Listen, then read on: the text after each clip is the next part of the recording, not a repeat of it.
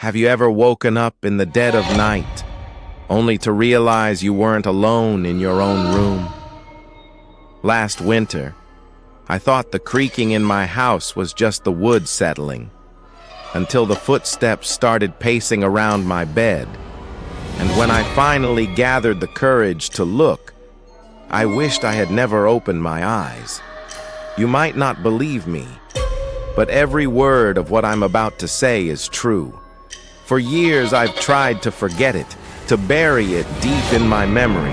But some nights the whispers still return, and I swear I can feel the cold hands reaching for me again. This isn't just a ghost story. It's what happened to me, and I've never been the same since. It began when I moved into an old farmhouse at the edge of the fields outside my town. I'd just gone through a rough patch in life and needed peace, somewhere quiet. The landlord practically begged me to take the house. The rent was unbelievably cheap, and when I asked why, he just muttered something about bad luck and that no one stayed there long. I laughed it off. I didn't believe in curses or ghosts back then. The first week was peaceful. The house was old, creaky, with long hallways and doors that didn't quite shut right. But it was mine, and it felt like a fresh start, at least until the third night. That's when I woke up at exactly 3:15 a.m. to the sound of footsteps in the hallway. Slow, heavy, deliberate. My heart hammered in my chest as I sat up. I told myself it must be pipes or the wood settling, but the sound grew closer, one step at a time, until it stopped outside my bedroom door. I didn't move. I didn't breathe. Then the doorknob began to turn. Slowly, carefully. I jumped out of bed, flicked on the light, and yanked the door open. Nothing. Just the empty hallway stretching into darkness. I tried to convince myself it was my imagination. But every night after that, the footsteps returned. Always at the same time, always stopping right outside my door. I started sleeping with the lights on. I barely slept at all. Then came the whispers. At first, faint, like someone muttering far away. But each night, they grew clearer. A woman's voice. Software crying, begging. I pressed my ear to the wall one night and nearly screamed. It wasn't coming from the other side. It was inside the wall itself. One night, I followed the sound down to the basement. I had avoided that place since moving in. Something about it always felt wrong. The door was old, swollen, and hard to open. When I finally forced it open, a wave of cold air swept over me, colder than outside in the middle of winter. The crying was louder down there, echoing off the stone walls.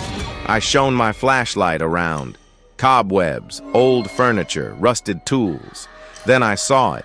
Scratches on the far wall. Deep, desperate claw marks, as if someone had tried to dig their way out. My stomach dropped when I noticed something carved into the stone, letters jagged and uneven. "Help me!" I stumbled back up the stairs, slammed the door, and shoved a chair under the handle. That night, I didn't sleep at all. Things only got worse.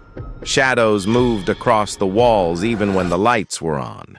I'd hear a woman scream so loud it shook the windows, but when I looked outside, the fields were empty.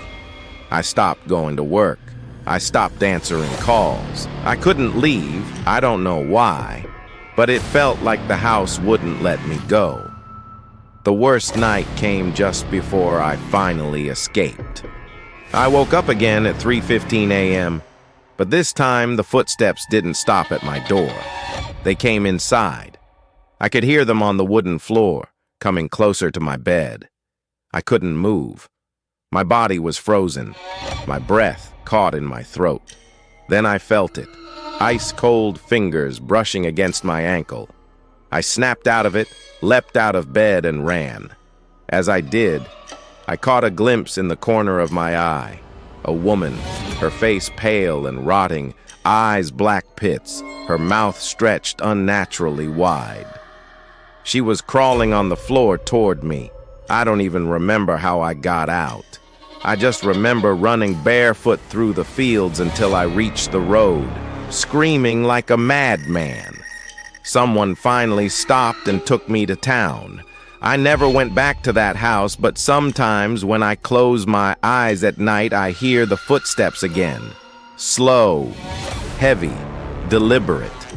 And I know one day she'll find me, because once you've lived in that house at the edge of the fields, it never really lets you go.